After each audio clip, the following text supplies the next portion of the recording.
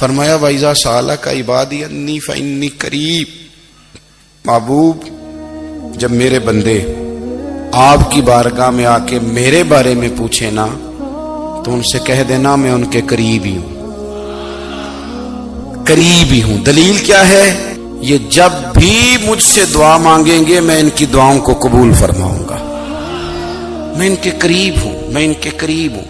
یہ جب بھی دعا مانگیں گے نا میں قبول کروں گا، میں ان کے قریب ہوں۔ اللہ تبارک و تعالیٰ کے بندے اللہ سے محبت کرتے، رب کی بارگاہ میں جھکتے، اس کو اپنے دکھ سناتے، اس کے پیارے محبوب صلی اللہ تعالی علیہ وسلم کا وسیلہ لے کے اس کے حضور حاضر ہو جاتے، پیشانیاں سجدوں سے روشن ہوتی۔ ہم نا ہر چیز کے لیے وقت نکالتے ہیں، ہر چیز کے لیے، لیکن عبادت کے لیے وقت نہیں نکالتے۔ ہر شے آباد ہے، ہر شے، ہماری فیس بک بھی آباد ہے، واٹس ایپ بھی آباد ہے، ہمارے ٹویٹر بھی آباد ہیں، ہماری ہر چیز آباد ہے۔ سب سے کم آباد ہمارا مصلی رہ گیا ہے، سب سے کم۔ وہ لوگ اب ڈھونڈنے سے ملتے ہیں جن کی بغل میں مصلی ہوتا تھا۔ میرے بھائی آپ کتنا کو دنیا کے پیچھے بھاگو گے تھکا دے گی، کتنا دولت کے پیچھے بھاگو گے تھکا دے گی۔ آپ جب اپنی زندگی میں جمع تفریق کرو گے نا تو مرتے وقت احساس ہوگا کہ سارا کچھ تو لوگوں کے لیے کیا، اپنے لیے تو کر ہی کچھ نہیں سکے۔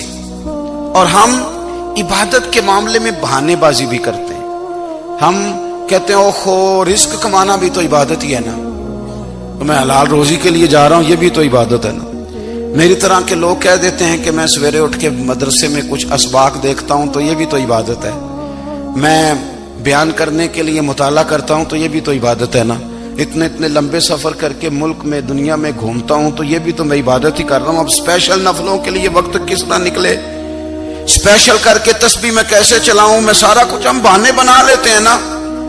میرا سوال یہ ہے کہ یہ ساری باتیں صحابہ کو، نبی کریم کو، دیگر لوگوں کو بھی تو پتہ تھی نا، لیکن آپ غور تو کریں 23 سال حضور کو وقت ملا، مختصر وقت ظاہراً تبلیغ کرنے کے لیے، پوری دنیا میں دین بھی پھیلانا ہے۔ گھر میں 11 ازواج ہے، 4 بیٹیاں ہیں، ان کی اولادیں، سارے کام کاج بھی دیکھنے، لیکن سیدہ طیبہ طاہرہ حضرت عائشہ صدیقہ رضی اللہ تعالیٰ عنہ فرماتی ہیں سارا دن تبلیغ کرتے، ہر غلام کے دکھ سنتے، گھر میں آتے تو اپنے گھر والوں کا خیال کرتے، کام میں ہمارا ہاتھ بٹاتے۔ قربان جاؤں، کہتی ہیں زمانہ سارا سو جاتا لیکن آمنہ کے لال مصلی بچھا لیتے۔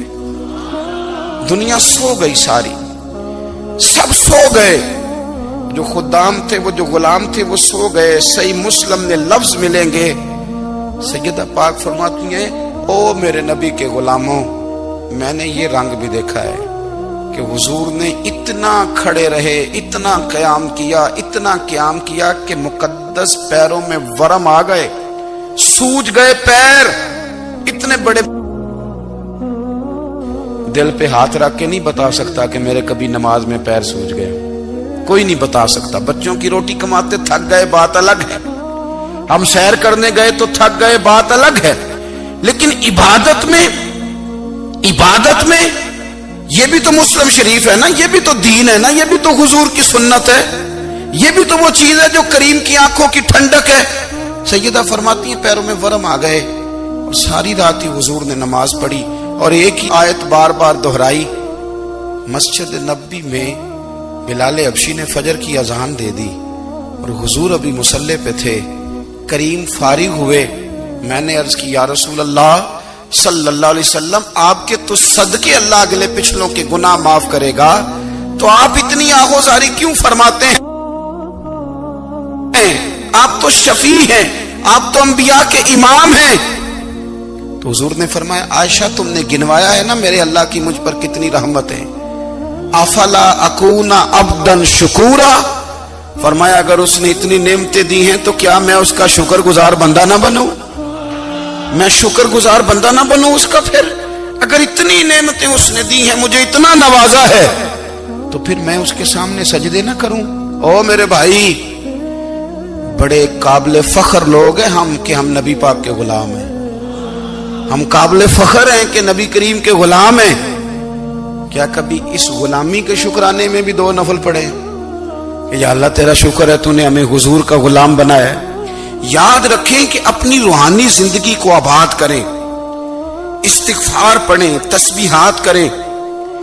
حضرت عبداللہ ابن عمر رضی اللہ تعالیٰ عنہ حضرت عمر کے صاحبزادے، مکہ مکرمہ میں ان کی قبر ہے۔ میں نے جب انہیں پڑھا تو مجھے ان سے بڑا پیار ہو گیا، لیکن آپ کو پتہ ہے وہاں جا کے کسی شخص کا مزار تلاش کرنا یا پوچھنا ایک مشکل کام ہوتا ہے۔ تو ایک دفعہ میں مکہ شریف میں حاضر تھا تو ایک گاڑی والا ڈرائیور مجھے کہنے لگا کہ مولانا میں آپ کو جانتا ہوں، مجھے آپ سے محبت ہے، ایک بات بتاؤں آپ کو۔ میں نے کہا بتاؤ۔ کہنے لگے حضرت عبداللہ ابن عمر کی قبر دیکھنی ہے۔ میں نے کہا یہ تو نہیں کہہ رہا، یہ کسی نے بندوبست کرایا ہے، یہ اللہ نے تیرے دل میں بات ڈالی ہے، یہ ہو گیا تو لے چل مجھے۔ حضرت عبداللہ ابن عمر کو نبی پاک نے فرمایا تھا راجل صالح، یہ نیک بندہ ہے، یہ متقی آدمی۔ حضرت عبداللہ ابن عمر رضی اللہ تعالیٰ عنہ سیدنا فاروق اعظم رضی اللہ تعالیٰ عنہ کے صاحبزادے ہیں، اور ان کی ہمشیرہ سیدہ حفصہ رضی اللہ تعالیٰ عنہ حضور کی زوجہ محترمہ۔ ایک دن اپنی ہمشیرہ سے کہنے لگے کہ نبی کریم صلی اللہ تعالیٰ علیہ وسلم گھر میں آئے نا، اور اگر حضور غم امت میں پریشان نہ ہوں، طبیعت کو حشاش بشاش دیکھو، تو ذرا پوچھنا تو صحیح حضور کا میرے بارے میں کیا خیال ہے، پوچھنا تو صحیح کہ کریم کی بارگاہ میں میرا کیا مقام ہے، میرے بارے میں حضور کیا فرماتے ہیں۔ اب بہن کو کام بتائے، اور بتائے بھی بھائی، اور پھر بہن وہ کام نہ کرے، یہ تاریخ میں ہوتا نہیں۔ حضرت عمر فاروق رضی اللہ تعالیٰ عنہ کی صاحبزادی ام المومنین رضی اللہ تعالیٰ عنہ فرماتی ہیں کہ میں تو بس منتظر تھی، انہوں نے تو کہا تھا نا کہ اگر تم حشاش بشاش دیکھو تو بات کرنا، لیکن حضور تشریف لائے، میری باری تھی، میرے گھر تشریف لائے، کھانا پیش کیا تو فوراً میں نے عرض کی حضور ایک بات پوچھنی تھی۔ تو حضور نے فرمایا پوچھئے۔ میں نے عرض کی حضور میرے بھائی عبداللہ ابن عمر کے بارے میں آپ کا کیا خیال ہے؟ نوجوانوں میری بات پہ غور کرنا، میرے بھائی کے بارے میں آپ کا کیا خیال ہے؟ تو نبی کریم صلی اللہ تعالیٰ علیہ وآلہ وسلم نے میری طرف دیکھا، اور پھر حضور زیر لب تھوڑا مسکرائے، اور بریلی کے امام کہتے ہیں کہ حضور مسکرا دیتے تھے نا تو جو بڑا دکھی ہوتا تھا وہ بھی ہنس پڑتا تھا۔ اب سوال پیدا ہوتا تھا کہ پھر تو اس مسکراہٹ کے لیے انتظار کرنا پڑتا ہوگا کئی مہینے کہ حضور مسکرائیں تو رونے والے ہنسیں، تو اعلیٰ حضرت فرماتے نہیں، انتظار نہیں کرنا پڑتا، یہ مسکراتے رہنا تو حضور کی عادت ہے۔ جس کی تسکین سے روتے ہوئے ہنس پڑے، اس تبسم کی عادت پہ لاکھوں سلام۔ یعنی یہ تو عادت ہے حضور کی مسکراتے رہنا، اس کے لیے انتظار نہیں کرنا پڑتا۔ بھائیو آپ خیال رکھیں گے، غور کریں گے، حضرت عبداللہ ابن عمر رضی اللہ تعالیٰ عنہ کے بارے میں پوچھا تو سیدہ فرماتی ہیں کہ نبی کریم صلی اللہ تعالیٰ علیہ وسلم نہ زیر لب مسکرائے اور فرمایا حفصہ تیرا بھائی ہے تو اچھا، لیکن میں نے سنا ہے کہ عشاء کی نماز پڑھتا ہے تو فجر تک سویا ہی رہتا ہے۔ او نوجوانوں، 10 بجے تک سونے کی بات نہیں ہوئی، 9 بجے تک سونے کی بات نہیں ہوئی، 11 بجے اٹھنے کی بات نہیں۔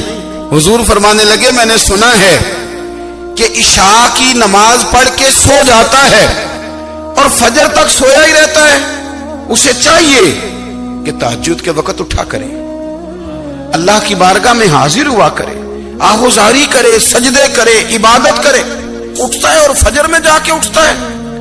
حضرت جناب حفصہ رضی اللہ تعالیٰ عنہ کہتی ہے میں نے جناب عبداللہ ابن عمر کو پیغام دیا اور میں نے کہا میرے جوان بھائی سن، نبی پاک نے فرمایا ہے تو اچھا پر تہجد میں نہیں اٹھتا، نفل نہیں پڑھتا۔ او میری ملت کے جوانوں، مزہ نہیں آ جاتا جب ساری دنیا سوئی ہو، ساری دنیا، اور بستر بھی گرم ہو اور نیند بھی پورا غلبہ کر رہی ہو، اور اچانک گھنٹی بجے دماغ میں، آنکھ کھلے، گھڑی پہ نظر پڑے، 3:30 4 بجے کا پیغام گھڑی بتائے، اور کوئی چڑھتی جوانی والا اٹھ کے وضو کرے، اور جب وہ مصلی کھول کے بچھائے تو مدینے والے محبوب کہتے ہیں کہ ہر نماز پہ رب ثواب دیتا ہے، اور جو اٹھ کے تہجد کی نماز پڑھے اسے دیکھ کے تو رب مسکراتا ہے، جو اس کی شان کے لائق ہے، جو اس کی شان کے لائق، وہ مسکراتا ہے، خوش ہوتا ہے کہ میرا بندہ تہجد میں اٹھ گیا، وہ مسکراتا ہے۔ کاش ہماری صبحیں کبھی اپنے مالک کے نام ہو جائیں، کاش کے صبح۔ حضرت ابو الحسن رحمت اللہ تعالی علیہ حضرت معاذ ابن جبل رضی اللہ تعالیٰ عنہ کے پاس بیٹھا کرتے تھے، فرماتے ہیں ان سے جو پیار بڑھا تو پھر میرا مصلی سے بھی بڑھ گیا۔ تابعی ہیں، فرماتے ہیں صحابی رسول سے محبت ہوئی تو ذکر سے بھی ہو گئی، پھر درود شریف سے بھی ہو گئی، محبت ان سے بڑھی تو پھر اللہ نے مسجد کا پیار بھی بڑھا دیا۔ آپ فرماتے ہیں کہ میری ہر وقت طبیعت چاہتی تھی کہ بس اللہ اللہ کروں، بس اللہ اللہ کروں، بس نہ میں ذرا تھوڑی جان چھڑاؤں لوگوں سے، کوئی 10 منٹ ملے تو میں کوئی 4 نفل پڑھ لوں، میں تھوڑا سا نہ بچوں لوگوں سے، اور مجھے تسبیح ملے تو میں نہ کوئی 400-500 دفعہ استغفار پڑھوں، سبحان اللہ الحمدللہ اللہ اکبر لا حول ولا قوت الا باللہ، میں نہ تسبیحات پڑھوں۔ فرماتے ہیں کہ بچے تھے گھر میں 6-7، غربت تھی، کام ملتا کوئی نہیں تھا، اور میں کام چور نہیں تھا، کام ڈھونڈتا تھا، پر اللہ کی قدرت کے کام نہیں ملتا تھا۔ فرماتے ہیں کہ میں نے ایک دن اپنی اہلیہ سے کہا کہ آج میں پھر جاتا ہوں کام ڈھونڈنے، تو میری بیوی بڑی فرما بردار تھی، پر اس دن نہ غربت کے ہاتھوں تنگ آ کے کہنے لگی آج نانا کوئی تو چیز لے کے آیا، تو مجھ سے بچوں کی بھوک نہیں دیکھی جاتی، یہ سب روگاں دا روگ محمد جس دا نام غریبی، کنڈ بلا کے لنگ جاندے نہیں دوست یار قریبی، آج نہ کچھ لے کے آیا تو میں بچے لے کے چلی جاؤں گی۔ شیخ فرماتے ہیں کہ میں بڑا پریشان گھر سے نکلا، پر میں نے صبح سے لے کے زور تک کام ڈھونڈا، کام ملا کوئی نہیں، تو میرے دل میں خیال آیا چلو کام نہیں ملتا تو اللہ اللہ تو کرے نا، چلو بندوں کی مزدوری نہیں ملتی تو رب کریم کی عبادت ہی کرتے ہیں۔ فرماتے ہیں کہ میں نے نا فرات کے پانی سے وضو کیا، نہر کے، شدید دھوپ تھی، ساتھ ریت تھی اور ریت تپ رہی تھی، میں نے اپنا رومال وہیں مصلی کے طور پر بچھا لیا، اور فرماتے ہیں کہ زور سے لے کر عصر تک نماز پڑھی، دھوپ بھی پورے زور پہ، پر میرے سجدے کا ذوق بھی پورے زور پہ۔ فرماتے ہیں سورج بھی چمک رہا ہے اور رب کی عبادت کا ذوق بھی پورے زور پہ، میں سجدہ کروں تو پھر میرا اٹھانے کو جی نہ چاہے۔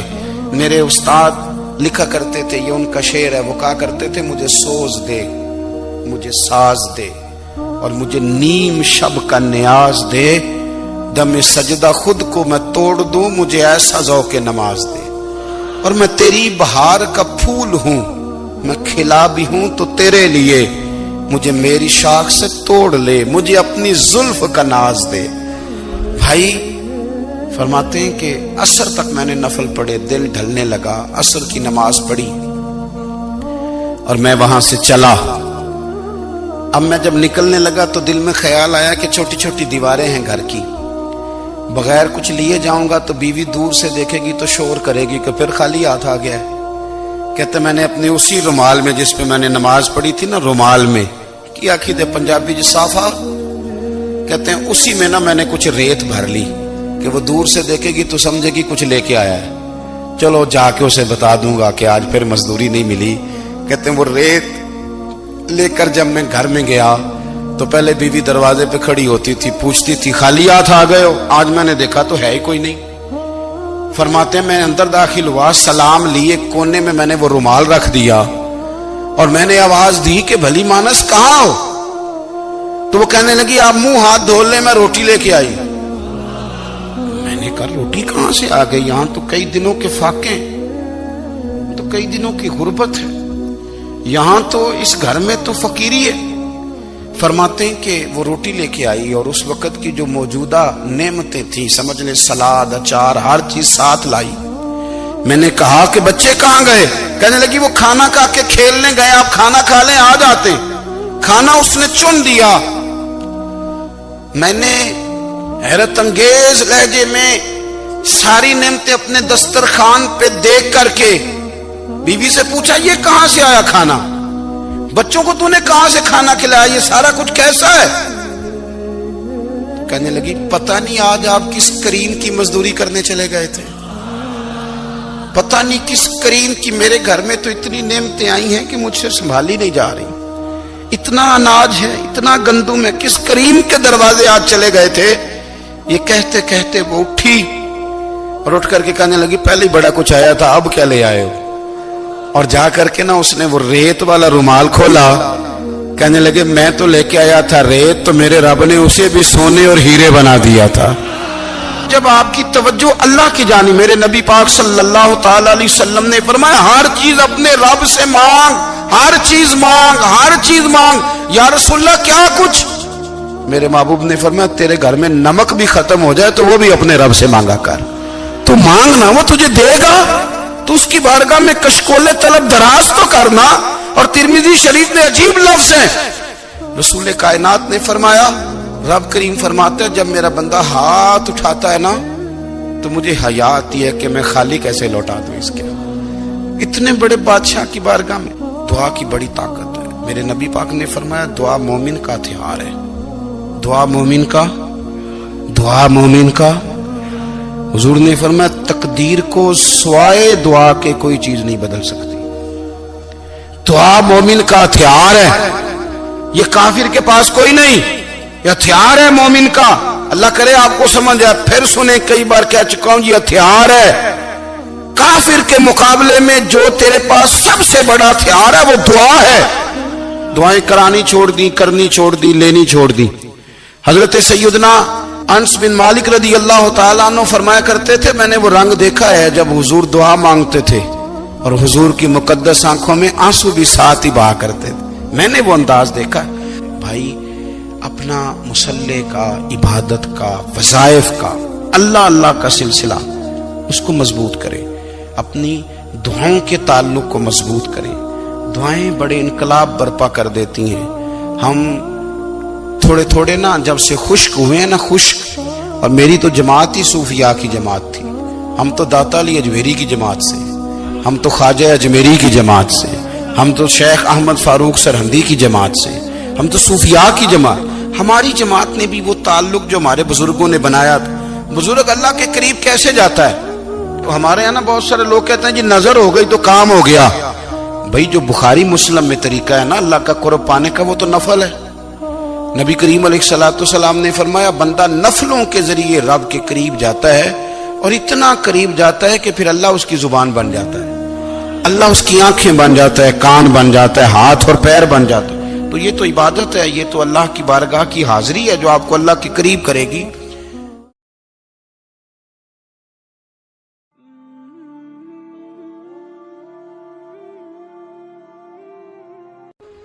دعا مسلمان میں عقیدہ توحید پختہ کرتی ہے، اور دعا اس دولت کا نام ہے جو صرف مومن کے پاس ہے، کافر کے پاس نہیں۔ نبی پاک علیہ السلام نے فرمایا الدعاء صلاح المومن، دعا مومن کا ہتھیار ہے، کافر کے پاس یہ ہتھیار نہیں ہے۔ مومن جب اپنے مالک کے حضور دعا مانگتا ہے نا، دنیا میں آپ کسی سے زیادہ مانگے تو وہ ناراض ہو جاتا ہے، وہ کہتا ہے بھائی تو نے تو کام بنا لیا ہے، کل بھی دیا تھا، پرسوں بھی دیا تھا، روز روز تجھے کون دے؟ میرے نبی پاک علیہ السلام نے فرمایا جو اپنے رب سے زیادہ مانگتا ہے رب اس سے زیادہ راضی ہوتا ہے، زیادہ راضی ہوتا ہے۔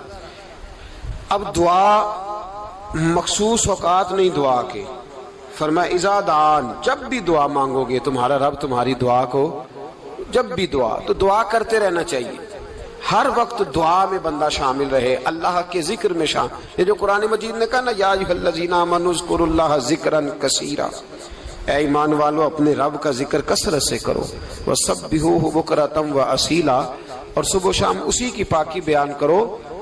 تو اس سے مراد یہ نہیں ہے کہ تسبیح لے کے سارا دن مسجد میں بیٹھے رہو اور کام کوئی نہ کرو، بلکہ اس کا مطلب یہ ہے کہ روٹی شروع کرو تو اللہ کے نام سے، اختتام کرو تو اللہ کے نام، سو جاؤ تو رب کا نام لے کے، سویرے اٹھو تو اللہ کا نام لے کے، جب تمہیں کوئی چیز اچھی لگے تو ماشاءاللہ کہو، جب کوئی مصیبت آئے تو کہو انا للہ و انا الیہ راجعون۔ تو سارا دن اللہ کا ذکر جاری رہے گا۔ نبی پاک صلی اللہ علیہ وسلم نے مسلمان کو ایک دوسرے سے ملنے کا طریقہ بتایا۔ مصیبت آئے تو کیا کہنا ہے؟ صرف فوت کی پہ نہیں کہنا، اس کی وضاحت کر دو. کوئی بھی الذین اذا اصابتہم مصیبہ، جب بھی کوئی مصیبت آئے اللہ کے بندے کہتے ہیں ہم اللہ کی طرف سے آئے ہیں اور اللہ کی طرف ہی ہم نے لوٹ جانا. تو میرے عزیز ہر وقت اللہ کا ذکر جاری رہے گا، ہر وقت زبان پہ رب کریم کا. دیکھیں نا نبی پاک علیہ السلام نے ہمیں ملاقات کا طریقہ بتایا. ایک صحابی آئے تو انہوں نے آ کے کہا السلام علیکم. نبی پاک علیہ السلام نے فرمایا رب تعالیٰ نے اسے 10 نیکیاں عطا فرمائی ہیں. دوسرے آئے تو انہوں نے کہا السلام علیکم ورحمۃ اللہ. تو محبوب فرمانے لگے، امام بہقی نے اس کو لکھا ہے، محبوب فرمانے لگے رب کریم نے اسے 20 نیکیاں عطا فرمائی. ایک اور آئے، عرض کیا السلام علیکم ورحمۃ اللہ وبرکاتہ.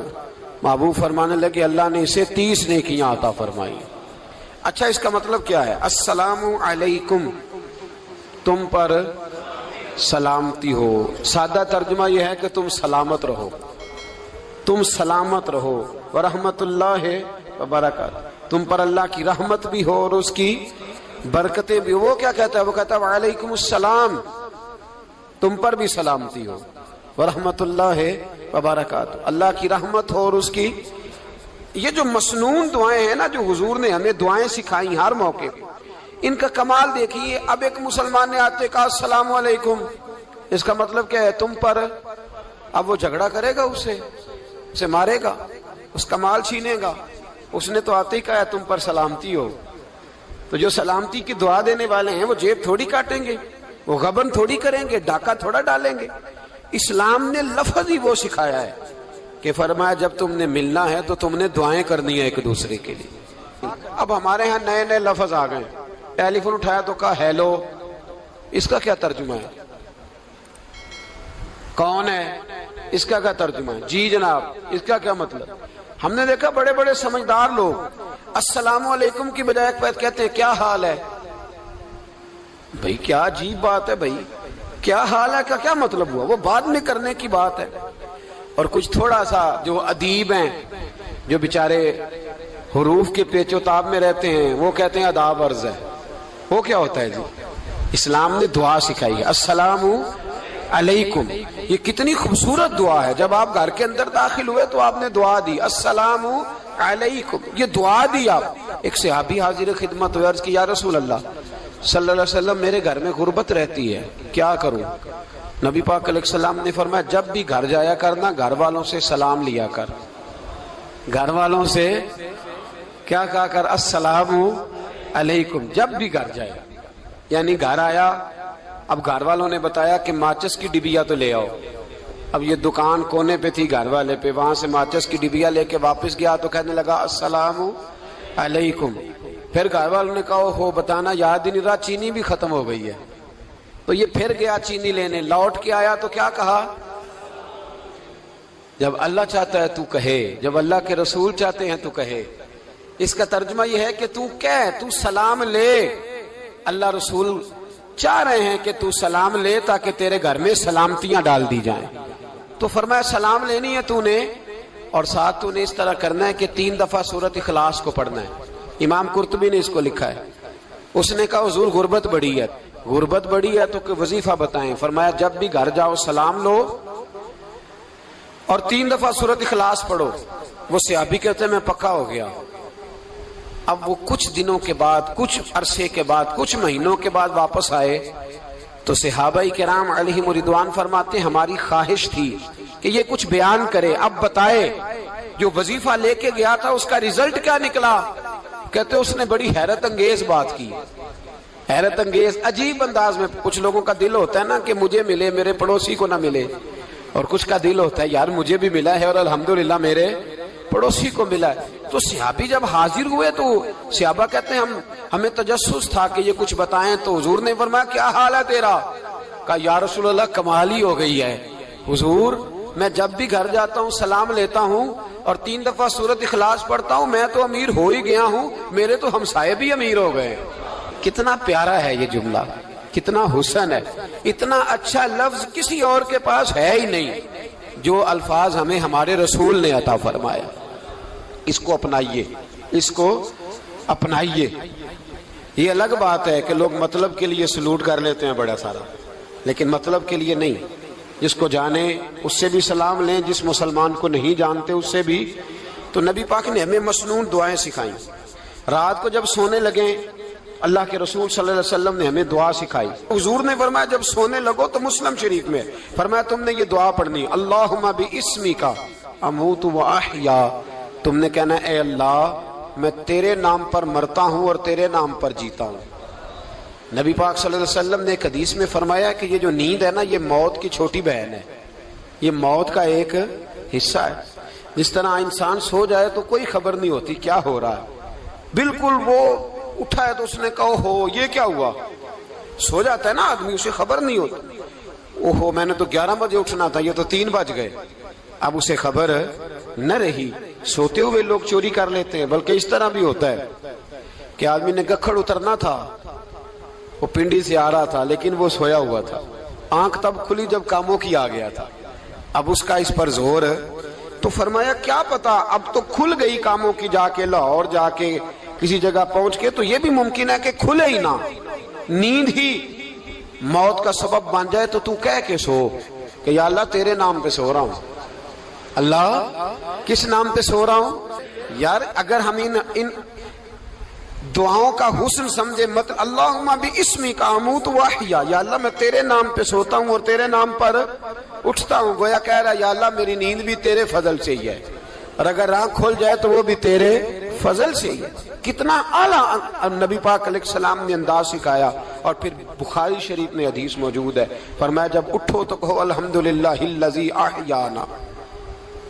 احیانا بعد ما اماتنا والیہ النشور، فرمایا جب تم سو کے اٹھو تو پھر کہو اے اللہ ساری تعریفیں تیرے لیے، تمام تعریفیں جس نے ہمیں موت کے بعد حیات دی، موت کے بعد فرمایا احیانا بعد ما اماتنا، ہمیں مرنے کے بعد گویا اللہ کا شکر ادا کر کے آنکھ کھل گئی۔ دیکھیں کس طرح اسلام مسلمان کو اللہ کے ساتھ جوڑتا ہے، فرمایا شکر کر، آنکھ کھل گئی، کہ یا اللہ تیرا شکر ہے تو نے موت کے بعد ہمیں دوبارہ حیات عطا فرمائی، یہ شکر ادا کرو۔ گویا تم یہ نہ کہنا کہ میں اٹھ گیا ہوں تو میرا کمال ہے، یہ نہ سمجھنا میں اٹھ گیا ہوں تو میں بڑا پابند ہوں، جب میں ارادہ کر لوں کہ میں نے 11 بجے اٹھنا ہے تو پھر میں اٹھ جاتا ہوں، یہ نہ کہنا کہ یہ الارم بڑا اچھا ہے یہ مجھے اٹھا لیتا ہے۔ ذہن کے اندر خیال کر کہ نیند تو موت کی طرح تھی، یہ جو میں اٹھ گیا ہوں تو اپنے رب کے فضل سے اٹھا ہوں، جو میں اٹھ گیا ہوں، جو ابھی اٹھے ہیں وہ تو بول دینا کم از کم کہ میں اپنے رب کے فضل سے اٹھ گیا ہوں۔ تو دعا سکھائی۔ پھر دیکھیے نبی پاک صلی اللہ علیہ وسلم نے فرمایا جب تم بیت الخلاء میں جاتے ہو نا، واش روم میں جاتے ہو، تو گندی چیزیں ہوتی ہیں وہاں، شیطان ہوتے ہیں، جنات ہوتے ہیں، یہ گندگی پہ ہوتے ہیں۔ جب تم واش روم جاؤ، بیت الخلاء جائے، تب بھی دعا مانگو۔ کیا دعا مانگو؟ وہ دعا بھی نبی پاک صلی اللہ علیہ وسلم نے ہمیں تعلیم فرمائی اور بخاری میں ہے، کہا پڑھا کرو اللہم انی اعوذ بک من الخبث والخبائث، کہو اے اللہ ناپاک چیزوں سے میں تیری پناہ مانگتا ہوں، وہ نر ہوں یا مادہ ہوں، اللہ میں تیری پناہ مانگتا ہوں۔ واش روم کے اندر بہت ساری بری چیزیں ہوتی ہیں، جوان میری بات پر توجہ فرمائیں، وہاں بہت ساری گندی چیزیں ہوتی ہیں۔ انسان کئی دفعہ واش روم میں جاتا ہے اسے وسوسے زیادہ آتے ہیں، یہ نوٹ کریں میری بات کو۔ اصل میں نا ہم بات ڈھونڈ رہے ہیں علاج اپنی بیماریوں کا، حالانکہ علاج تو سارا مدینے والے رسول کے پاس موجود ہے، محبوب کے پاس ساری دوائیاں ہیں۔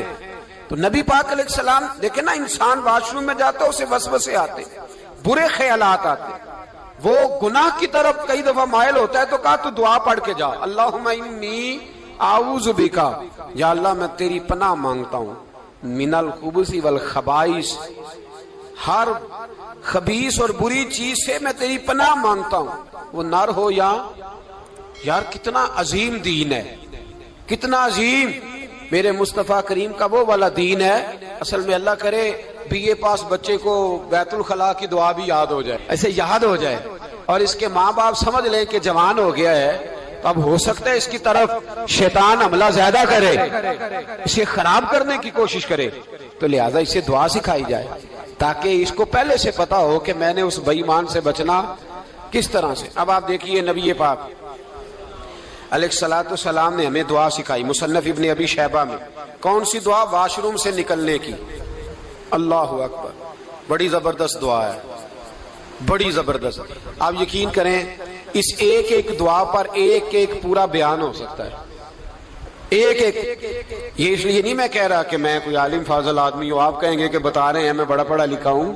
صرف یہ عرض کر رہا ہوں کہ اس کے فوائد پر، ثمرات پر جو اللہ تبارک و تعالی امت کو دیتا ہے، ان دعاؤں کی جو فضیلت حدیثوں میں آئی ہے، اور پھر جو اس کے فوائد ہے، اگر اس پر بات کروں تو ایک دعا تقاضا کرتی ہے کہ اس پر پورا ایک لیکچر ہونا چاہیے. دیکھیے آپ واش روم سے نکلے، دعا کیا ہے؟ دعا کے لفظ کے الحمدللہ الذی، ایک حدیث میں لفظ ہے غفرانک، غفرانک، اے اللہ میں تجھ سے بخشش چاہتا ہوں.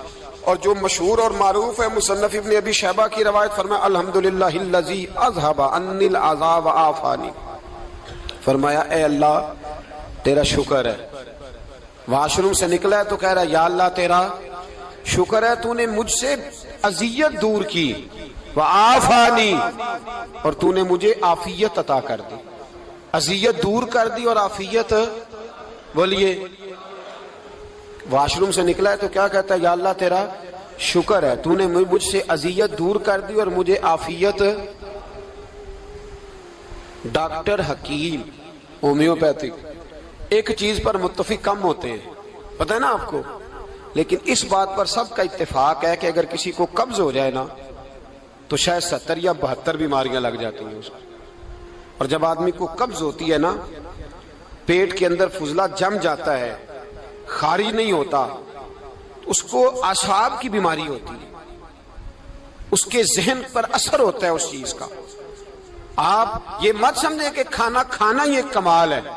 اللہ نے یہ بھی نعمت بنائی ہے کہ کھانا جب خارج ہوتا ہے تو وہ بھی اللہ کا بہت بڑا احسان ہے.